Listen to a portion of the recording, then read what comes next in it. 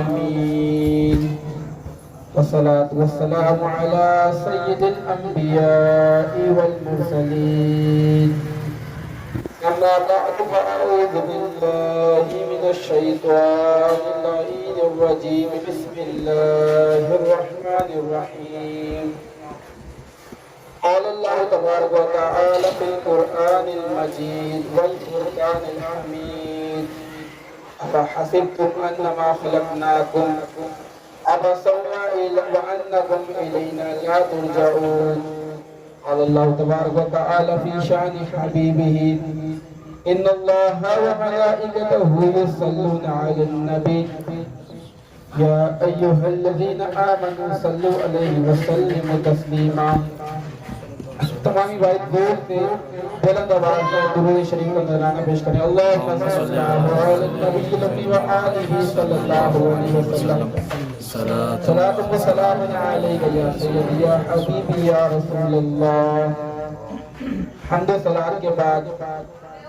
نہایت ہی عزیز میرے استاد قبلہ سید نعمان قادری زیدہ مجدہ یہاں پر موجود علماء کرام، مفتیان اعظام، حفاظ اور حضور کے شناخواں اور آپ تمامی کی بارگاہ میں السلام علیکم ورحمۃ اللہ وبرکاتہ۔ وعلیکم السلام ورحمۃ اللہ وبرکاتہ۔ آپ کے سامنے آیت کریمہ تلاوت کرنے کا شرف حاصل ہوا۔ بس اس موضوع پہ چند معروضات آپ کی بارگاہ میں پیش کروں گا۔ وقت مختصر ہے، کوشش کروں گا کہ چند چیزیں سیکھنے سکھانے کا سلسلہ ہو جائے کہ اللہ تبارک و تعالیٰ نے جو آیت کریمہ ہمیں دی اس کا مفہوم کیا ہے کہ الحمدللہ ہم مسلمان ہیں۔ آپ تمام بولے الحمدللہ۔ اور جب اللہ تبارک و تعالیٰ نے ہمیں مسلمان گھرانے میں پیدا کیا تو ہمیں اس بات کو جاننا چاہیے کہ اللہ تبارک و تعالیٰ نے ہمیں کیوں پیدا کیا۔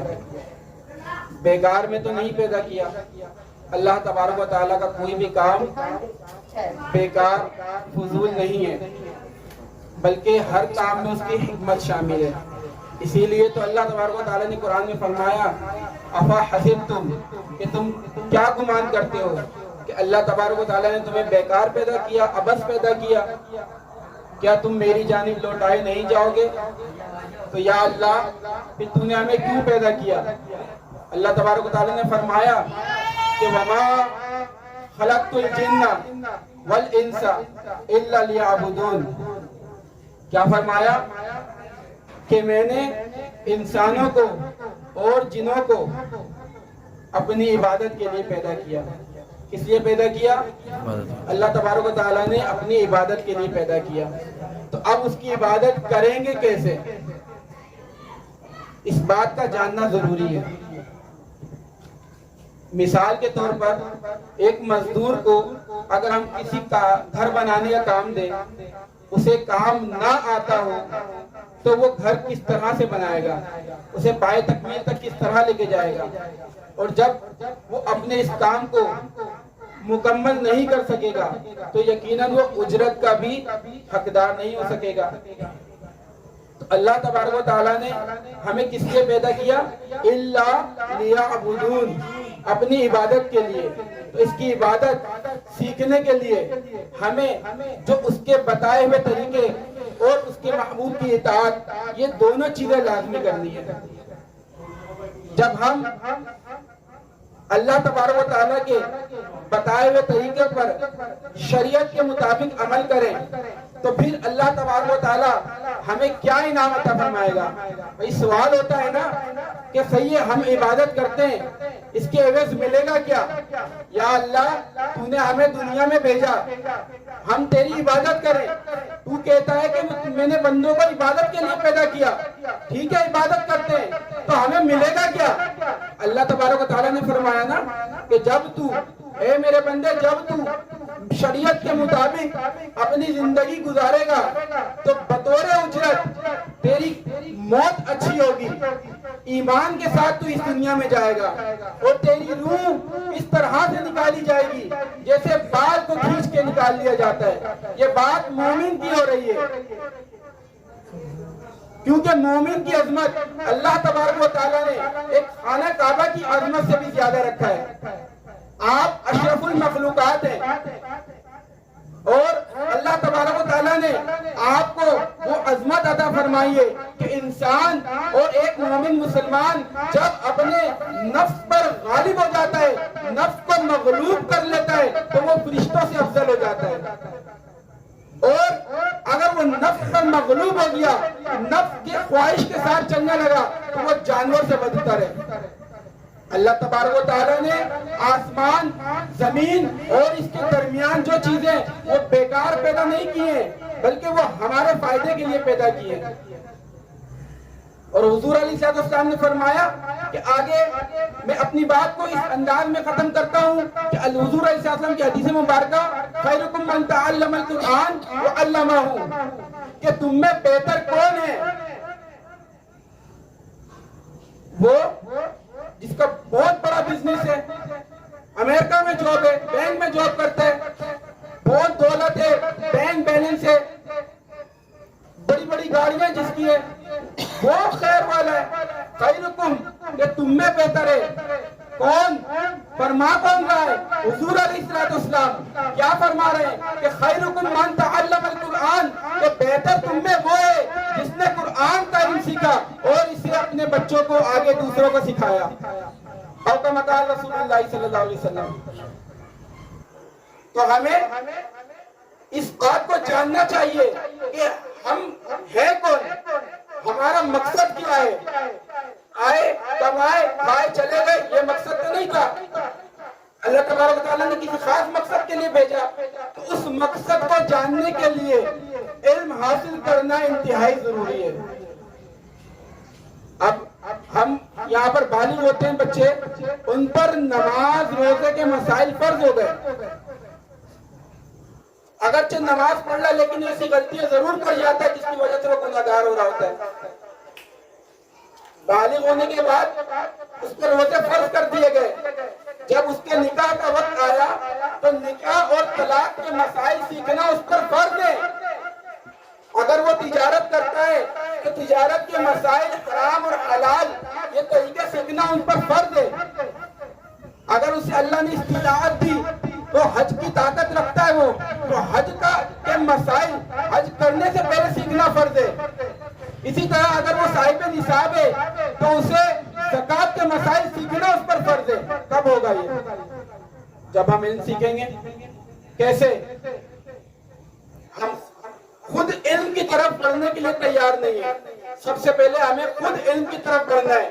اور اپنے بچوں کو علم کی طرف لگانا ہے۔ ہم دنیاوی تعلیم کو اپنے بچوں کو سوچتے ہیں زیادہ سے زیادہ اچھی تعلیم دیں،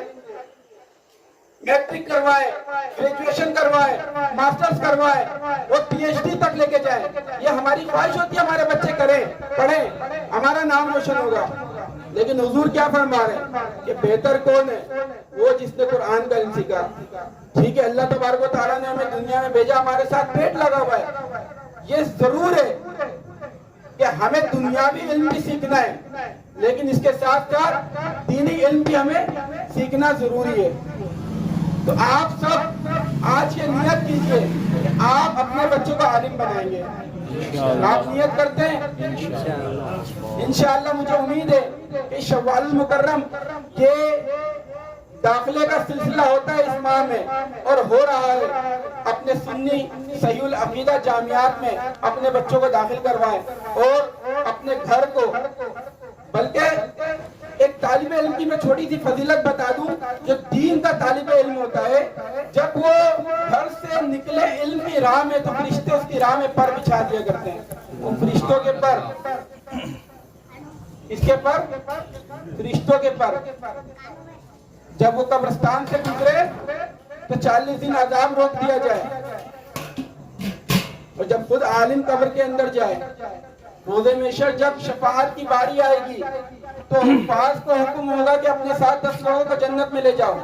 लेकिन उलमा को हुक्म होगा कि जितनों को चाहो ले जाओ। तो आप सोचें, अपने वालिदैन के लिए, अपने बच्चों के लिए इल्म दीन हासिल करें, और कम से कम फर्ज उलूम तो सीखना हर मुसलमान पर फर्ज है। तो नियत करते हैं इंशाअल्लाह फर्ज उलूम सीखेंगे, और किबला सैयद साहब से अगर जुड़े रहेंगे तो यहाँ भी हर इतवार को और वक्तन फवक्तन इल्म दीन का सिलसिला रहता है। तो इंशाअल्लाह अल्लाह तबारक व तआला से दुआ है कि जो कुछ सुना सीखा उस पर अमल करने की तौफीक अता फरमाए, और दूसरों को इसकी दावत देने की तौफीक अता फरमाए। वमा अलैना इल्लल बलाग। यासीन वल कुरआनिल हकीम इन्नका लमिनल मुरसलीन अला सिरातिन मुस्तकीम तंजीलल अज़ीज़िर रहीम लितुंज़िरा कौमन मा उन्ज़िरा आबाउहुम फहुम गाफिलून लक़द हक़्क़ल क़व्लु अला अक्सरिहिम फहुम ला युमिनून इन्ना जअलना फी अअनाक़िहिम अग़लालन फ़हिय इलल अज़क़ानि फहुम मुक़महून वजअलना मिन बैनि अयदीहिम सद्दन व मिन ख़ल्फ़िहिम सद्दन फ़अग़शयनाहुम फहुम ला युबसिरून वसवाअ अलैहिम अअन्ज़रतहुम अम ला तुनज़िरहुम ला युमिनून इन्नमा तुनज़िरु मन इत्तबअ अज़्ज़िक्र वख़शिय अर्रहमान बिलग़ैबि फ़बश्शिरहु बिमग़फ़िरतिन व अज्रिन करीम इन्ना नहनु नुह्यिल मौता व नक्तुबु मा क़द्दमू व आथारहुम व कुल्ल शैइन अहसयनाहु बिइमामिन मुबीन واضرب لهم مثلا أصحاب القرية إذ جاءها المرسلون إذ أرسلنا إليهم اثنين فكذبوهما فعززنا بثالث فقالوا إنا إليكم مرسلون قالوا ما أنتم إلا بشر مثلنا وما أنزل الرحمن من شيء إن أنتم إلا تكذبون قالوا ربنا يعلم إنا إليكم لمرسلون وما علينا إلا البلاغ المبين قالوا إنا تطيرنا بكم لئن لم تنتهوا لنرجمنكم وليمسنكم منا عذاب أليم قالوا طائركم معكم إن ذكرتم بل أنتم قوم مسرفون وجاء من أقصى المدينة رجل يسعى قال يا قوم اتبعوا المرسلين اتبعوا من لا يسألهم أجرا وهم مهتدون وما لي لا أعبد الذي فطرني وإليه ترجعون أأتخذ من دونه آلهة إن يردني الرحمن بضر لا تغني عني شفاعتهم شيئا ولا ينقذون إني إذا لفي ضلال مبين إني آمنت بربكم فاسمعون قيل ادخل الجنة قال يا ليت قومي يعلمون بما غفر لي ربي وجعلني من المكرمين وما أنزلنا على قومه من بعده من جود من السماء وما كنا منزلين إن كانت إلا سيئة واحدة فإذا هم خامدون يا حسرة على العباد ما يأتيهم من رسول إلا كانوا به يستهزئون ألم يروا كم أهلكنا قبلهم من القرون أنهم إليهم لا يرجعون وإن كل لما جميع لدينا مهدرون وآية لهم الأرض الميتة أحييناها وأخرجنا منها حبا فمنه يأكلون وجعلنا فيها جنات من نخيل وأعناب وفجرنا فيها من العيون ليأكلوا من ثمره وما عملته أيديهم أفلا يشكرون سبحان الذي خلق الأزواج كلها مما تنبت الأرض ومن أنفسهم ومما لا يعلمون وآية لهم الليل نسلك منه النار فإذا هم مسلمون والشمس تجري لمستقر لها ذلك تقدير العزيز العليم والقمر قدرناه منازل حتى عاد كالعرجون القديم لا الشمس ينبغي لها أن تدرك القمر ولا الليل سابق النهار وكل في فلك يسبحون وآية لهم أنا حملنا ذريتهم في الفلك المشحون وخلقنا لهم من مثله ما يركبون وإن نشاء نغرقهم فلا صريخ لهم ولا هم ينقذون إلا رحمة منا ومتاعا إلى حين وإذا قيل لهم اتقوا ما بين أيديكم وما خلفكم لعلكم ترحمون وما تأتيهم من آية من آيات ربهم إلا كانوا عنها معرضين وإذا قيل لهم أنفقوا مما رزقكم الله قال الذين كفروا للذين آمنوا ونطعم من لو يشاء الله أطعمه إن أنتم إلا في ضلال مبين ويقولون متى هذا الوعد إن كنتم صادقين ما ينظرون إلا سيئة واحدة تأخذهم وهم يخصمون فلا يستطيعون توصية ولا إلى أهلهم يرجعون ونفخ في الصور فإذا هم من الأجداث إلى ربهم ينسلون قالوا يا ويلنا من بعثنا من مرقدنا هذا ما وعد الرحمن وصدق المرسلون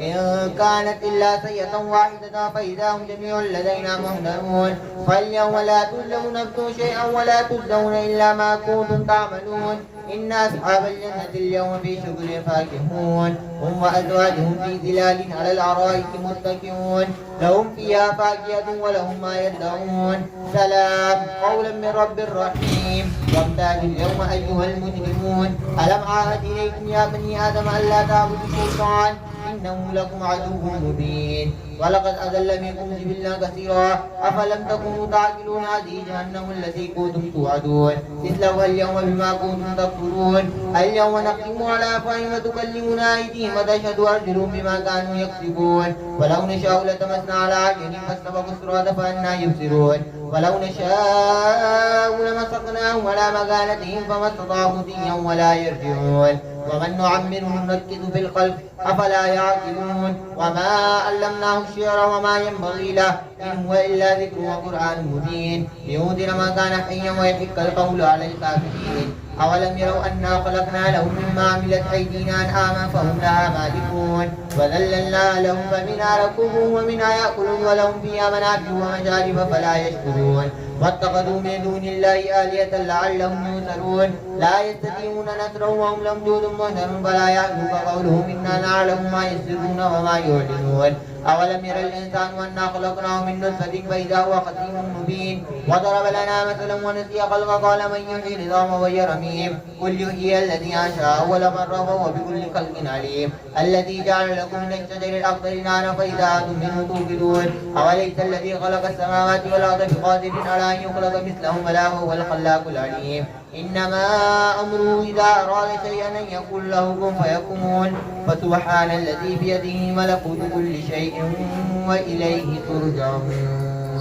الصلاة والسلام على سيد الأنبياء والمرسلين أما بعد فأعوذ بالله من الشيطان الرجيم بسم الله الرحمن الرحيم. انشاءاللہ اب اسقار کا سلسلہ شروع ہوگا. یہ تمام سلاسل کے بزرگان دین کے مجرب وظائف ہیں. اللہ تبارک و تعالی نے ان وظائف میں بے انتہا برکتیں رکھی ہیں. ان وظائف کو اپنی پریشانیوں مشکلوں کو ذہن میں رکھتے ہوئے پڑھنے سے اللہ تبارک و تعالی وہ مشکلیں حل فرما دیتے ہیں. تو کوشش کریں کہ ذہن کو اخلاص کے ساتھ اللہ تبارک و تعالی کی رضا کی خاطر اذکار کی طرف لگائیں اور آپ کی توجہ ساری اذکار کی طرف ہو اور دل میں یہی نیت ہو کہ اللہ تبارک و تعالی ان کی برکت سے ہمارے دین و دنیا کے مسائل حل فرمائے. تمام احباب 11 بار درود شریف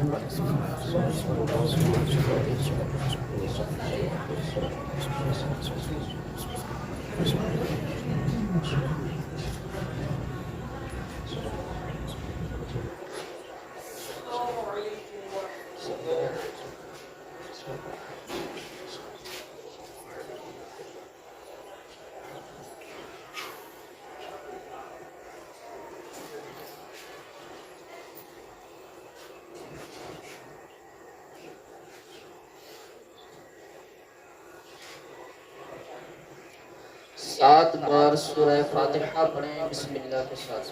بسم اللہ.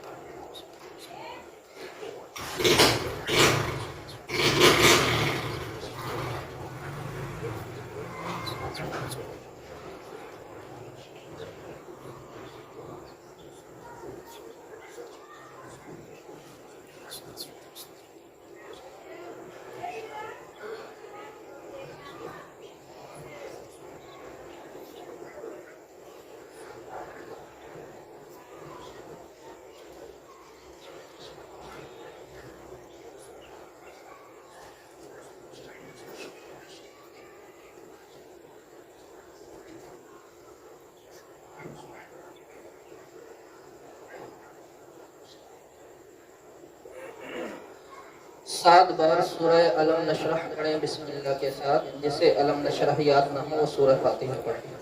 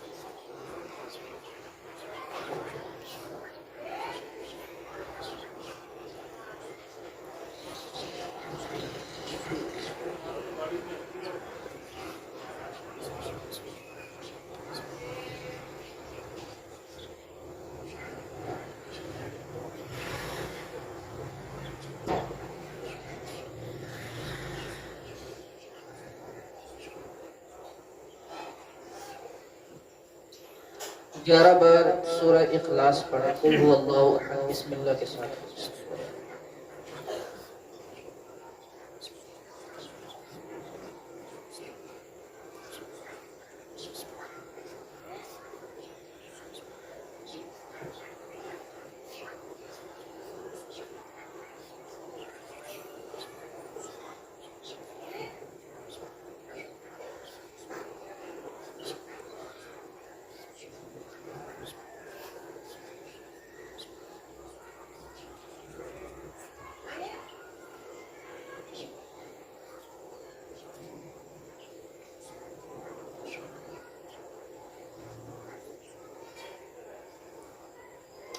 उन्नीस बार बिस्मिल्लाहिर्रहमानिर्रहीम।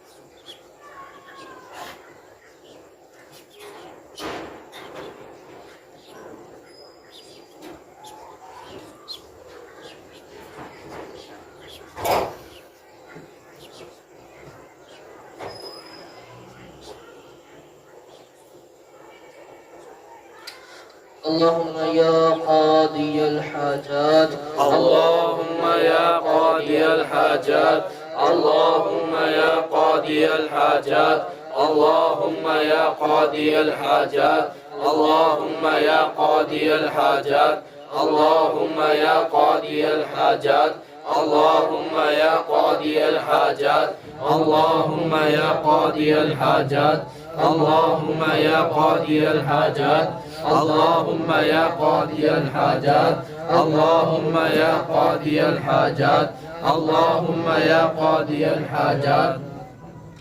अल्लाहुम्मा या काफ़ियल मुहिम्मात, अल्लाहुम्मा या काफ़ियल मुहिम्मात, अल्लाहुम्मा या काफ़ियल मुहिम्मात, अल्लाहुम्मा या काफ़ियल मुहिम्मात, अल्लाहुम्मा या काफ़ियल मुहिम्मात, अल्लाहुम्मा या काफ़ियल मुहिम्मात, अल्लाहुम्मा या काफ़ियल मुहिम्मात, अल्लाहुम्मा या काफ़ियल मुहिम्मात, अल्लाहुम्मा या काफ़ियल मुहिम्मात, अल्लाहुम्मा या काफ़ियल मुहिम्मात, अल्लाहुम्मा या काफ़ियल मुहिम्मात, अल्लाहुम्मा या काफ़ियल मुहिम्मात,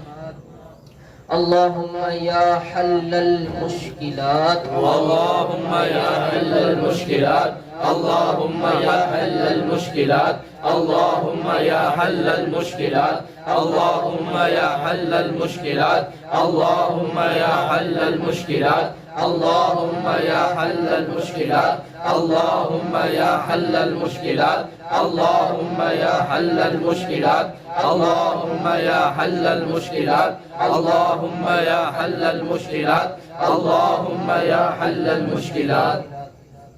अल्लाहुम्मा या दाफ़िअल बलियात, अल्लाहुम्मा या दाफ़िअल बलियात, अल्लाहुम्मा या दाफ़िअल बलियात, अल्लाहुम्मा या दाफ़िअल बलियात, अल्लाहुम्मा या दाफ़िअल बलियात, अल्लाहुम्मा या दाफ़िअल बलियात, अल्लाहुम्मा या दाफ़िअल बलियात, अल्लाहुम्मा या दाफ़िअल बलियात, अल्लाहुम्मा या दाफ़िअल बलियात, अल्लाहुम्मा या दाफ़िअल बलियात, अल्लाहुम्मा या दाफ़िअल बलियात, अल्लाहुम्मा या दाफ़िअल बलियात,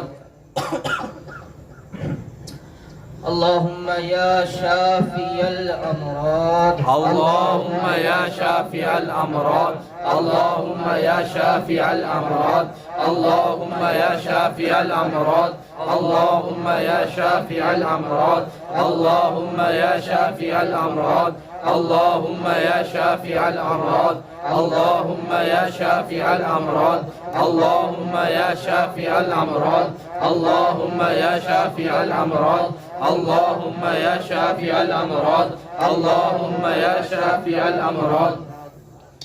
اللهم يا مفتح الأبواب اللهم يا مفتح الأبواب اللهم يا مفتح الأبواب اللهم يا مفتح الأبواب اللهم يا مفتح الأبواب اللهم يا مفتح الأبواب اللهم يا مفتح الأبواب اللهم يا مفتح الأبواب اللهم يا مفتح الأبواب اللهم يا مفتح الأبواب اللهم يا مفتح الأبواب اللهم يا مفتح الأبواب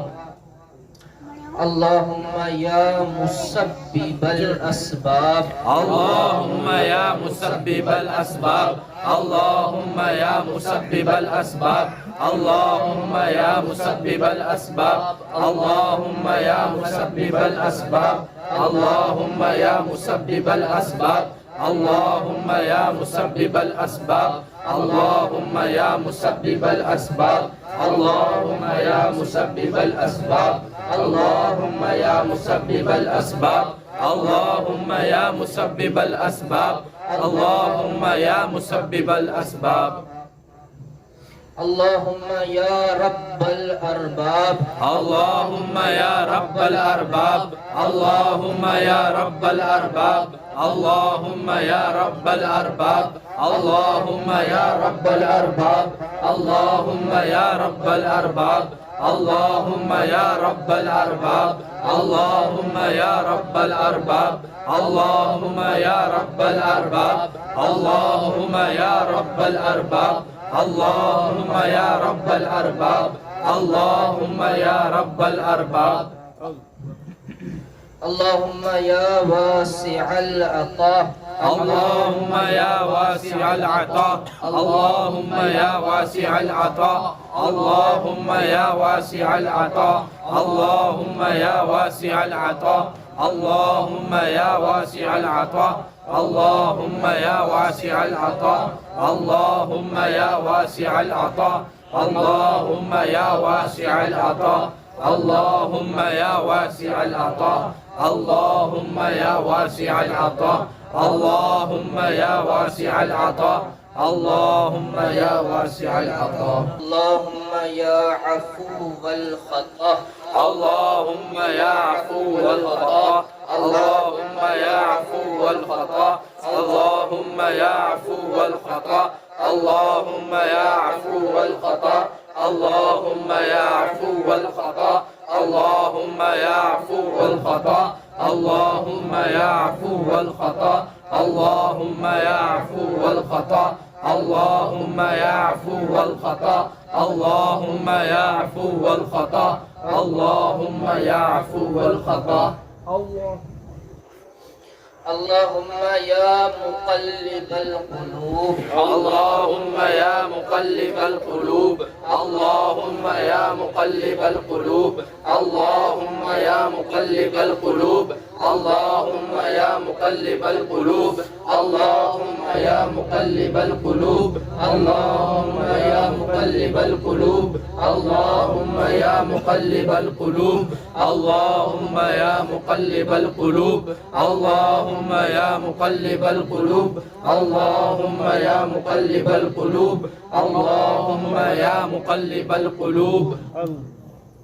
اللهم يا رافع الدرجات اللهم يا رافع الدرجات اللهم يا رافع الدرجات اللهم يا رافع الدرجات اللهم يا رافع الدرجات اللهم يا رافع الدرجات اللهم يا رافع الدرجات اللهم يا رافع الدرجات اللهم يا رافع الدرجات اللهم يا رافع الدرجات اللهم يا رافع الدرجات اللهم يا رافع الدرجات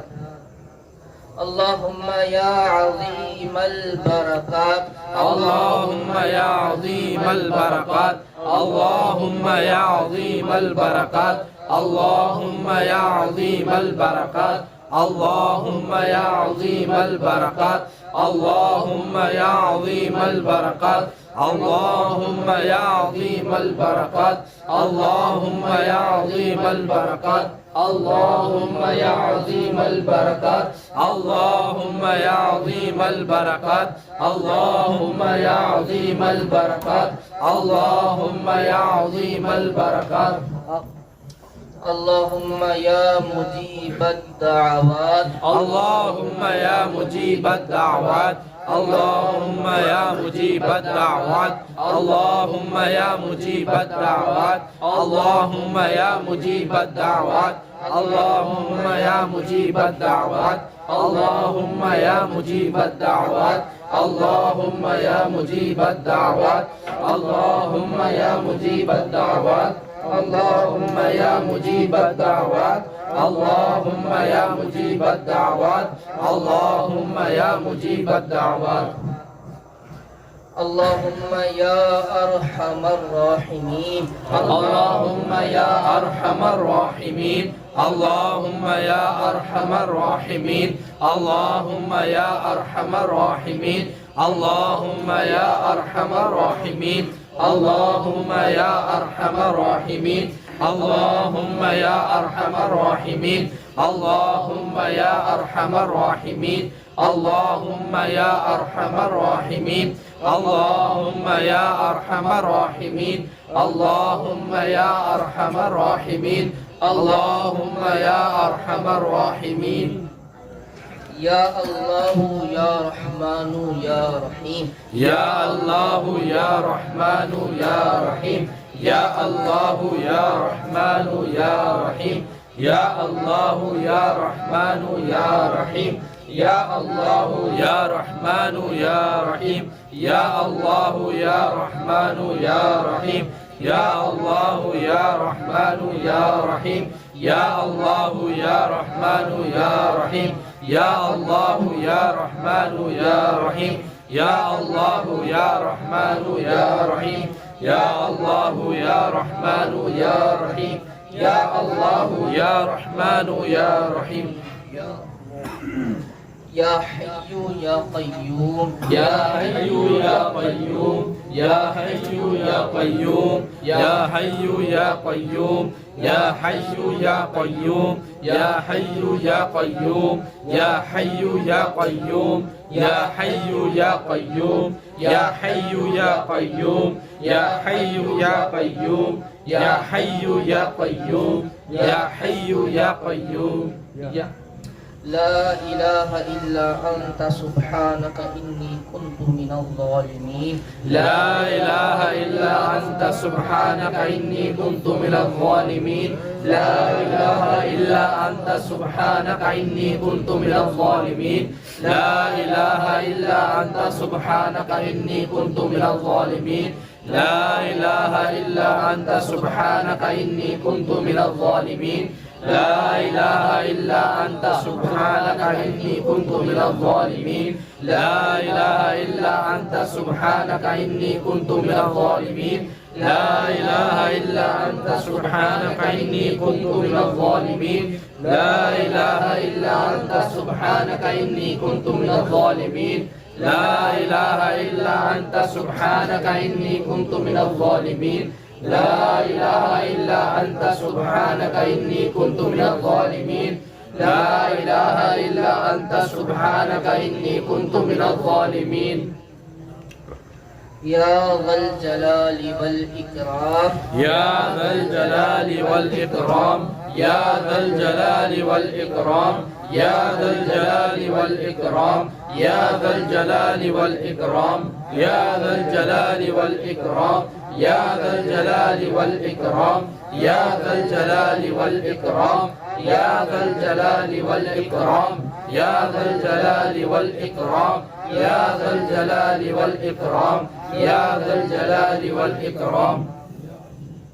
برحمتك أستغيث برحمتك أستغيث برحمتك أستغيث برحمتك أستغيث برحمتك أستغيث برحمتك أستغيث برحمتك أستغيث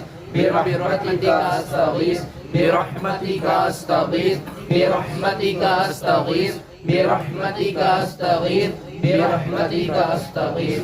سلام قولا من رب رحيم سلام قولا من رب رحيم سلام قولا من رب رحيم سلام قولا من رب رحيم سلام قولا من رب رحيم سلام قولا من رب رحيم سلام قولا من رب رحيم سلام قولا من رب رحيم سلام قولا من رب رحيم سلام قولا من رب رحيم سلام قولا من رب رحيم سلام قولا من رب رحيم سلام قولا من رب حسبنا الله ونعم الوكيل حسبنا الله ونعم الوكيل حسبنا الله ونعم الوكيل حسبنا الله ونعم الوكيل حسبنا الله ونعم الوكيل حسبنا الله ونعم الوكيل حسبنا الله ونعم الوكيل حسبنا الله ونعم الوكيل حسبنا الله ونعم الوكيل حسبنا الله ونعم الوكيل حسبنا الله ونعم الوكيل حسبنا الله ونعم الوكيل نعم المولى ونعم النصير نعم المولى ونعم النصير نعم المولى ونعم النصير نعم المولى ونعم النصير نعم المولى ونعم النصير نعم المولى ونعم النصير نعم المولى ونعم النصير نعم المولى ونعم النصير نعم المولى ونعم النصير نعم المولى ونعم النصير نعم المولى ونعم النصير نعم المولى ونعم النصير هو الحي القيوم هو الحي القيوم هو الحي القيوم هو الحي القيوم هو الحي القيوم هو الحي القيوم هو الحي القيوم هو الحي القيوم هو الحي القيوم هو الحي القيوم هو الحي القيوم هو الحي القيوم هو الحي القيوم هو العلي العظيم هو العلي العظيم هو العلي العظيم هو العلي العظيم هو العلي العظيم هو العلي العظيم هو العلي العظيم هو العلي العظيم هو العلي العظيم هو العلي العظيم هو العلي العظيم هو العلي العظيم هو العلي العظيم هو الرحمن الرحيم هو الرحمن الرحيم هو الرحمن الرحيم هو الرحمن الرحيم هو الرحمن الرحيم هو الرحمن الرحيم هو الرحمن الرحيم هو الرحمن الرحيم هو الرحمن الرحيم هو الرحمن الرحيم هو الرحمن الرحيم هو الرحمن الرحيم هو الغني الحميد هو الغني الحميد هو الغني الحميد هو الغني الحميد هو الغني الحميد هو الغني الحميد هو الغني الحميد هو الغني الحميد هو الغني الحميد هو الغني الحميد هو الغني الحميد هو الغني الحميد هو اللطيف الخبير هو اللطيف الخبير هو اللطيف الخبير هو اللطيف الخبير هو اللطيف الخبير هو اللطيف الخبير هو اللطيف الخبير هو اللطيف الخبير هو اللطيف الخبير هو اللطيف الخبير هو اللطيف الخبير هو اللطيف الخبير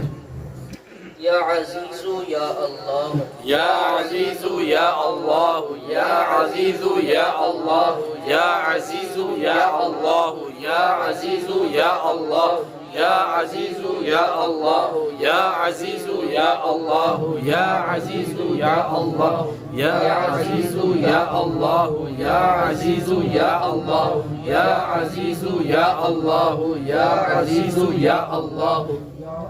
या करीमु या अल्लाह या करीमु या अल्लाह या करीमु या अल्लाह या करीमु या अल्लाह या करीमु या अल्लाह या करीमु या अल्लाह या करीमु या अल्लाह या करीमु या अल्लाह या करीमु या अल्लाह या करीमु या अल्लाह या करीमु या अल्लाह या करीमु या अल्लाह या जब्बारु या अल्लाह या जब्बारु या अल्लाह या जब्बारु या अल्लाह या जब्बारु या अल्लाह या जब्बारु या अल्लाह या जब्बारु या अल्लाह या जब्बारु या अल्लाह या जब्बारु या अल्लाह या जब्बारु या अल्लाह या जब्बारु या अल्लाह या जब्बारु या अल्लाह या जब्बारु या अल्लाह या गफ्फारु या अल्लाह या गफ्फारु या अल्लाह या गफ्फारु या अल्लाह या गफ्फारु या अल्लाह या गफ्फारु या अल्लाह या गफ्फारु या अल्लाह या गफ्फारु या अल्लाह या गफ्फारु या अल्लाह या गफ्फारु या अल्लाह या गफ्फारु या अल्लाह या गफ्फारु या अल्लाह या गफ्फारु या अल्लाह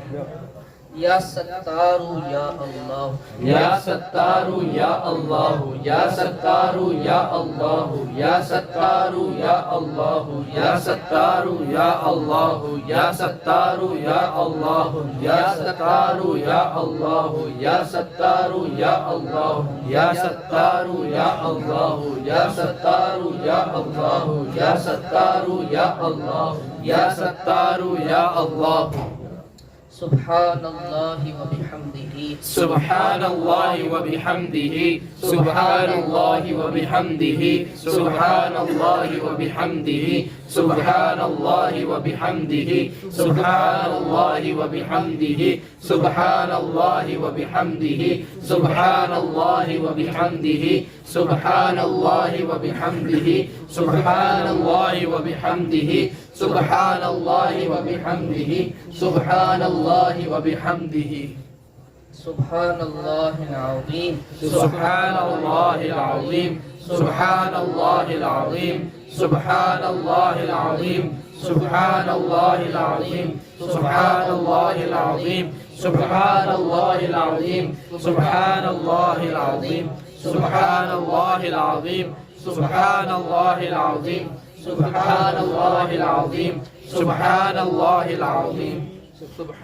व बिहम्दिही अस्तगफिरुल्लाह व बिहम्दिही अस्तगफिरुल्लाह व बिहम्दिही अस्तगफिरुल्लाह व बिहम्दिही अस्तगफिरुल्लाह व बिहम्दिही अस्तगफिरुल्लाह व बिहम्दिही अस्तगफिरुल्लाह व बिहम्दिही अस्तगफिरुल्लाह व बिहम्दिही अस्तगफिरुल्लाह व बिहम्दिही अस्तगफिरुल्लाह व बिहम्दिही अस्तगफिरुल्लाह व बिहम्दिही अस्तगफिरुल्लाह व बिहम्दिही अस्तगफिरुल्लाह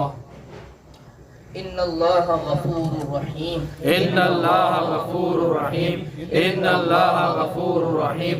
इन्नल्लाह गफूरुर रहीम इन्नल्लाह गफूरुर रहीम इन्नल्लाह गफूरुर रहीम इन्नल्लाह गफूरुर रहीम इन्नल्लाह गफूरुर रहीम इन्नल्लाह गफूरुर रहीम इन्नल्लाह गफूरुर रहीम इन्नल्लाह गफूरुर रहीम इन्नल्लाह गफूरुर रहीम सुब्हानल्लाह सुब्हानल्लाह सुब्हानल्लाह सुब्हानल्लाह सुब्हानल्लाह सुब्हानल्लाह सुब्हानल्लाह सुब्हानल्लाह सुब्हानल्लाह सुब्हानल्लाह सुब्हानल्लाह सुब्हानल्लाह अल्हम्दुलिल्लाह अल्हम्दुलिल्लाह अल्हम्दुलिल्लाह अल्हम्दुलिल्लाह अल्हम्दुलिल्लाह अल्हम्दुलिल्लाह अल्हम्दुलिल्लाह अल्हम्दुलिल्लाह अल्हम्दुलिल्लाह अल्हम्दुलिल्लाह अल्हम्दुलिल्लाह अल्हम्दुलिल्लाह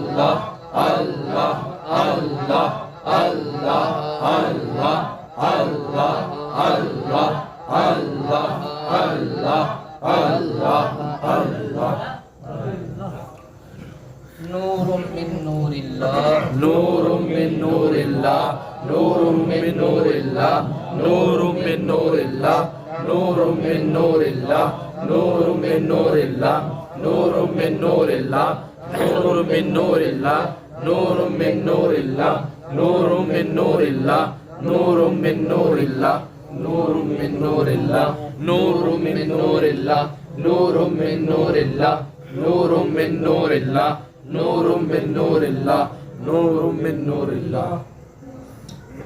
صلی اللہ علیہ یا محمد صلی اللہ علیہ یا محمد صلی اللہ علیہ یا محمد صلی اللہ علیہ یا محمد صلی اللہ علیہ یا محمد صلی اللہ علیہ یا محمد صلی اللہ علیہ یا محمد صلی اللہ علیہ یا محمد صلی اللہ علیہ یا محمد صلی اللہ علیہ یا محمد صلی اللہ علیہ یا محمد صلی اللہ علیہ یا محمد یا شیخ عبد القادر جیلانی شیئا للہ یا شیخ عبد القادر جیلانی شیئا للہ یا شیخ عبد القادر جیلانی شیئا للہ یا شیخ عبد القادر جیلانی شیئا للہ یا شیخ عبد القادر جیلانی شیئا للہ یا شیخ عبد القادر جیلانی شیئا للہ یا شیخ عبد القادر جیلانی شیئا للہ یا شیخ عبد القادر جیلانی شیئا للہ یا شیخ عبد القادر جیلانی شیئا للہ یا شیخ عبد القادر جیلانی شیئا للہ یا شیخ عبد القادر جیلانی شیئا للہ یا شیخ عبد القادر جیلانی شیئا للہ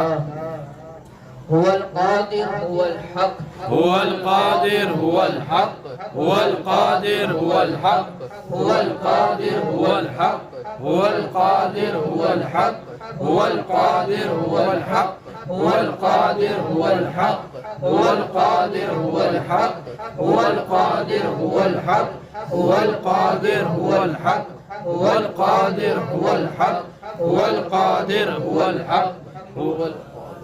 هو المعين هو الحق هو المعين هو الحق هو المعين هو الحق هو المعين هو الحق هو المعين هو الحق هو المعين هو الحق هو المعين هو الحق هو المعين هو الحق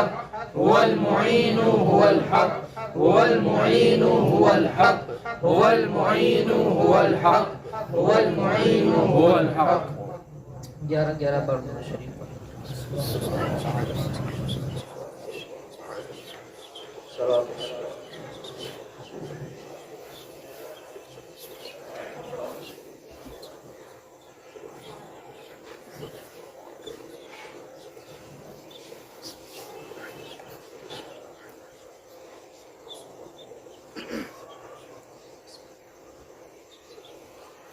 اقرا قربا بسم اللہ بسم اللہ الحمدللہ صلی اللہ والحمدللہ حسبی ربی جل اللہ ما فی قلبی غیر اللہ نور محمد صلی اللہ لا الہ الا اللہ لا الہ الا اللہ لا الہ الا اللہ نیر اعظم بحر معظم شاہ ولایت غوث زمان نہر شریعت بحر طریقت عین حقیقت نور اللہ حسبی ربی جل اللہ ما فی قلبی غیر اللہ نور محمد صلی اللہ لا الہ الا اللہ لا الہ الا اللہ لا الہ الا اللہ مرشد کامل سر شریعت کامل طریقت صاحب حقیقت شیخ دورہ حضرت عثمان نور اللہ حسبی ربی جل اللہ ما فی قلبی غیر اللہ نور محمد صلی اللہ لا الہ الا اللہ لا الہ الا اللہ لا الہ الا اللہ قرۃ العین قطب الوقت ملک محمد حسن یا مرشد تم کو عطا مرشد کے کرم سے ہے عین مقام بقا باللہ حسبی ربی جل اللہ ما فی قلبی غیر اللہ نور محمد صلی اللہ لا الہ الا اللہ لا الہ الا اللہ لا الہ الا اللہ موسیٰ و عمرہ عیسیٰ دور نور مجسم کلام اللہ میرے آقا شاہ عنایت حسن نور اللہ حسبی ربی جل اللہ ما فی قلبی غیر اللہ نور محمد صلی اللہ لا الہ الا اللہ لا الہ الا اللہ لا الہ الا اللہ سورت انسا سیرت رحمہ قبلہ عالم شاہ رضا عبد الحی و مخلص رحمہ روح فدا کا رحم اللہ حسبی ربی جل اللہ ما فی قلبی غیر اللہ نور محمد صلی اللہ لا الہ الا اللہ لا الہ الا اللہ لا الہ الا اللہ امداد علی و مہدی مظہر فرحت اللہ حسن علی شاہ نظام و تقی نصیر سید محمود فضل اللہ حسبی ربی جل اللہ ما فی قلبی غیر اللہ نور محمد صلی اللہ لا الہ الا اللہ لا الہ الا اللہ لا الہ الا اللہ شاہ قطب النجم الدین علامہ مقام بقا باللہ غزنوی میر مبارک شاہ نظام شہاب الدین قطب و غوث و محی الدین عبد القادر سر اللہ حسبی ربی جل اللہ ما فی قلبی غیر اللہ نور محمد صلی اللہ لا الہ الا اللہ لا الہ الا اللہ لا الہ الا اللہ شاہ سعید و ابو الحسن ابو یوسف ترتوسی مرشد عبد العزیز و رحیم الدین موتی مرشد علم اللہ حسبی ربی جل اللہ ما فی قلبی غیر اللہ نور محمد صلی اللہ لا الہ الا اللہ لا الہ الا اللہ لا الہ الا اللہ حضرت شبلی میر جنید سری سختی عالم دین عالم رمز دین نبی قرقی شاہ علا اللہ حسبی ربی جل اللہ ما فی قلبی غیر اللہ نور محمد صلی اللہ لا الہ الا اللہ لا الہ الا اللہ لا الہ الا اللہ موسیٰ رضا و موسیٰ قاسم حامل سر علم نبی سید جعفر سید باقر زین العبادین اللہ حسبی ربی جل اللہ ما فی قلبی غیر اللہ نور محمد صلی اللہ لا الہ الا اللہ لا الہ الا اللہ لا الہ الا اللہ قرۃ عینی رسول اللہ شاہد حال فنا فی اللہ ابن علی و فاطمہ زہرا یعنی حسین خلیل اللہ حسبی ربی جل اللہ ما فی قلبی غیر اللہ نور محمد صلی اللہ لا الہ الا اللہ لا الہ الا اللہ لا الہ الا اللہ برزخ کبیر امور الکل مطلوب و طالب اسم اللہ سید مولا علی ولی شاہ ولایت اسد اللہ حسبی ربی جل اللہ ما فی قلبی غیر اللہ نور محمد صلی اللہ لا الہ الا اللہ لا الہ الا اللہ لا الہ الا اللہ خیر الخلق نبی اللہ حبیب اللہ امین اللہ اطیب ابرق ازقا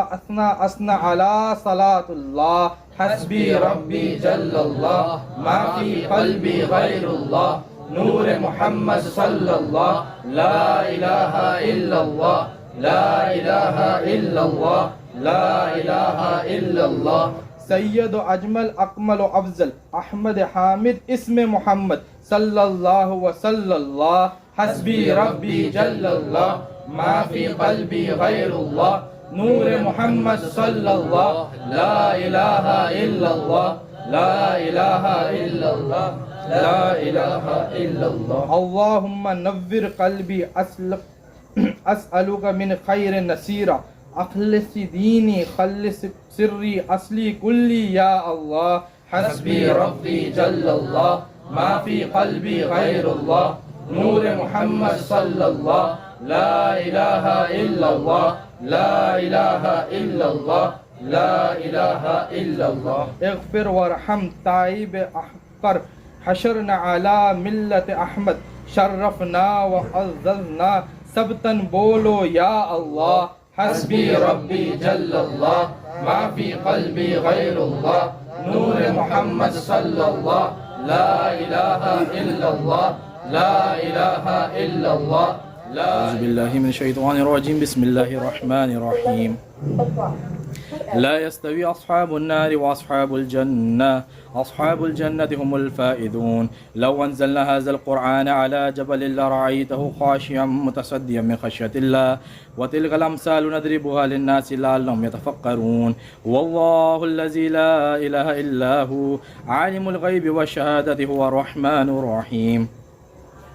هو الله الذي لا إله إلا هو الملك القدوس السلام المؤمن المهيمن العزيز الجبار المتكبر سبحان الله عما يشركون هو الله الخالق البارئ المصور له الأسماء الحسنى يسبح له ما في السماوات والأرض وهو العزيز الحكيم بسم الله الرحمن الرحيم ألهاكم التكاثر حتى زرتم المقابر كلا سوف تعلمون ثم كلا سوف تعلمون كلا لو تعلمون علم اليقين لترون الجحيم ثم لترون عين اليقين ثم لتسألن يومئذ عن النعيم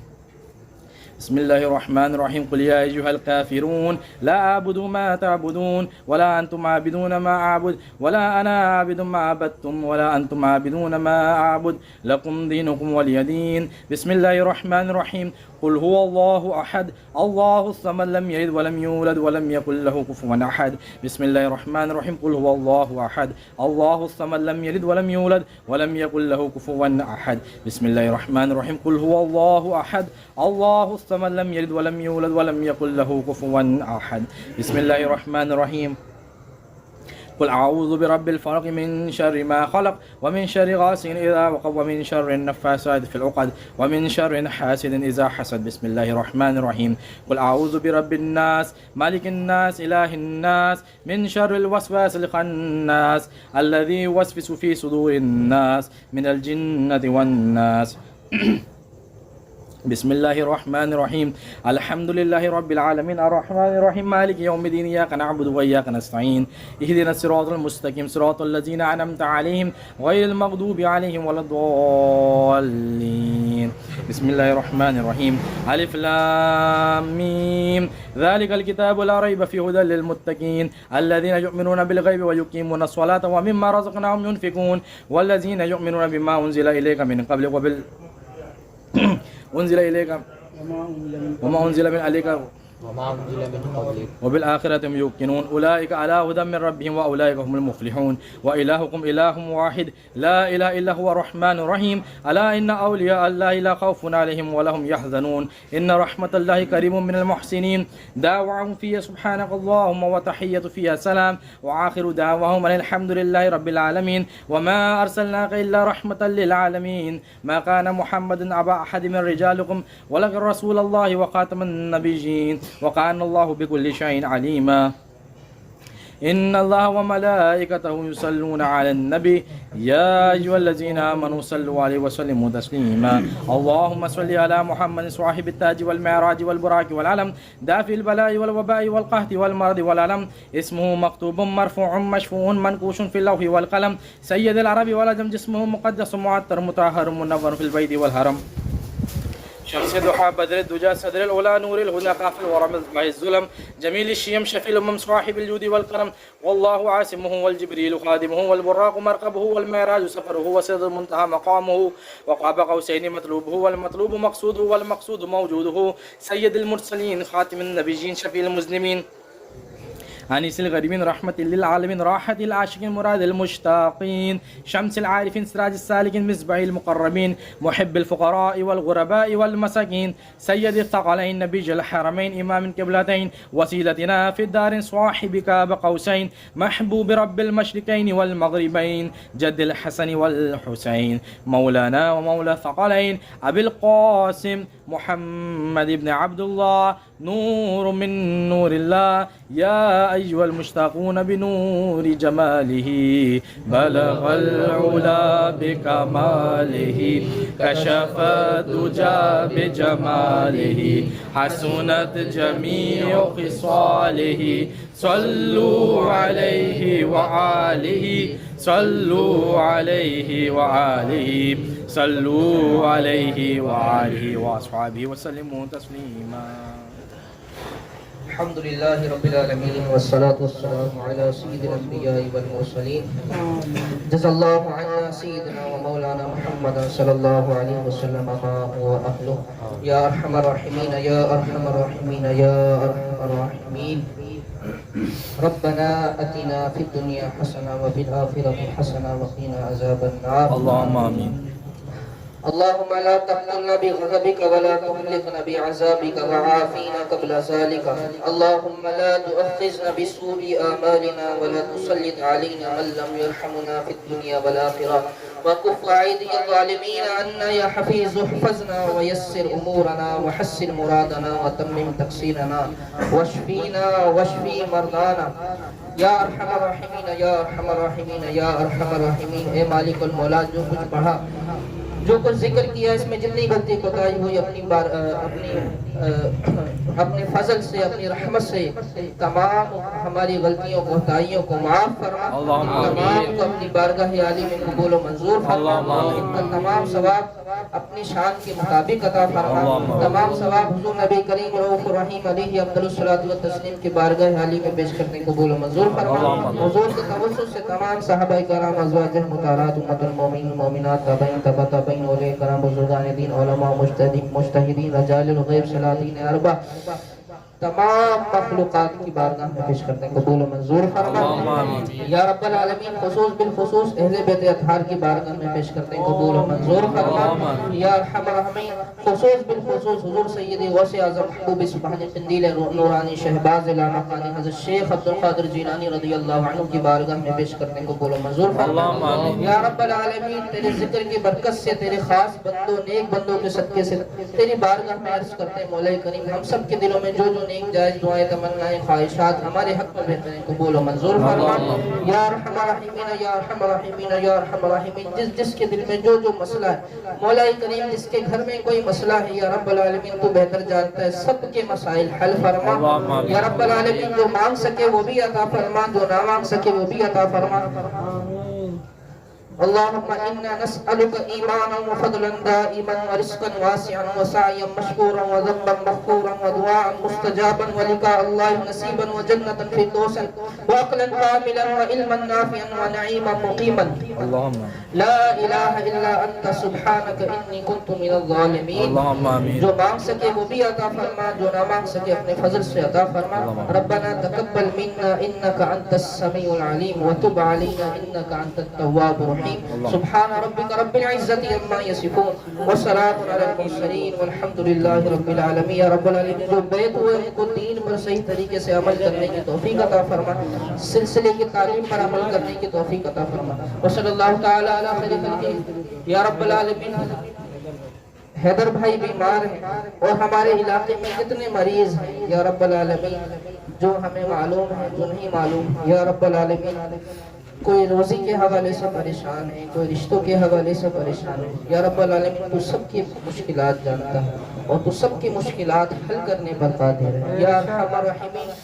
سب کی مشکلات پر سب کے مسائل پر اپنی رحمت کی نگاہ فرما. اپنے فضل کی نگاہ فرما. اپنے کرم کی نگاہ فرما. بیماروں کو شفا عطا فرما. گھریلو معاملات میں گھریلو جھگڑوں میں یا رب العالمین اس میں رحمت کی نگاہ فرما. سب میں محبت عطا فرما. یا رب العالمین یا ارحم الراحمین